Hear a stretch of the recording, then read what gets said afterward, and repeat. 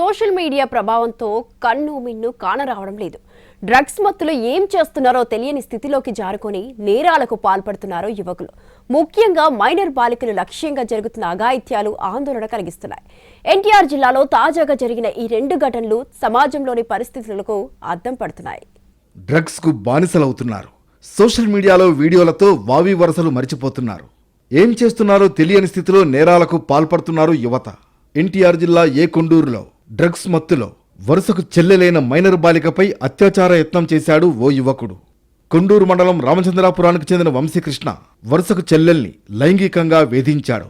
బాలికను ఇంటి దగ్గర దింపుతారని చెప్పి రహస్య ప్రదేశానికి తీసుకువెళ్లి చిత్రహింసలు పెట్టాడు. విషయాన్ని బాలిక తల్లిదండ్రులకు చెప్పడంతో పోలీసులకు ఫిర్యాదు చేశారు. దీంతో బాలికను వైద్య పరీక్షలకు పంపారు పోలీసులు. సోషల్ మీడియాలో పరిచయమైన బాలికను కిడ్నాప్ చేశాడు ఓ యువకుడు. నందిగామ మండలం కోణత మాత్కూరుకు చెందిన 16 ఏళ్ల బాలికకు కడపకు చెందిన 22 ఏళ్ల రాజ్కుమార్తో పరిచయం ఏర్పడింది. తర్వాత యువతిని ప్రేమ పేరుతో ముగ్గులోకి దించాడు రాజ్కుమార్. మాయమాటలు చెప్పి తనతో తీసుకువెళ్లిపోయాడు. బాలిక కనిపించకుండా పోవడంతో పోలీసులకు ఫిర్యాదు చేశారు కుటుంబ సభ్యులు. దీంతో బాలిక వద్ద గల ట్యాబ్ లొకేషన్ ఆధారంగా ఆమె ఆచూకీ కనిపెట్టారు పోలీసులు. రాజంపేటకు సమీపంలోని చిట్వేల్ వద్ద ఆమెను గుర్తించి సురక్షితంగా ఇంటికి తీసుకొచ్చారు. ఈ ఘటనపై బాలిక తండ్రి ఫిర్యాదు మేరకు పోక్సో చట్టం కింద రాజ్కుమార్పై కేసు పెట్టారు పోలీసులు. సోషల్ మీడియాలో కంటెంట్ ప్రభావం వల్ల వావి వరసలు మరిచిపోతున్నారు.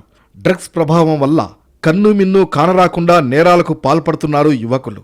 అయితే మైనర్ బాలికలు లక్ష్యంగా నేరాలకు తెగబడడం ఆందోళన కలిగిస్తోంది.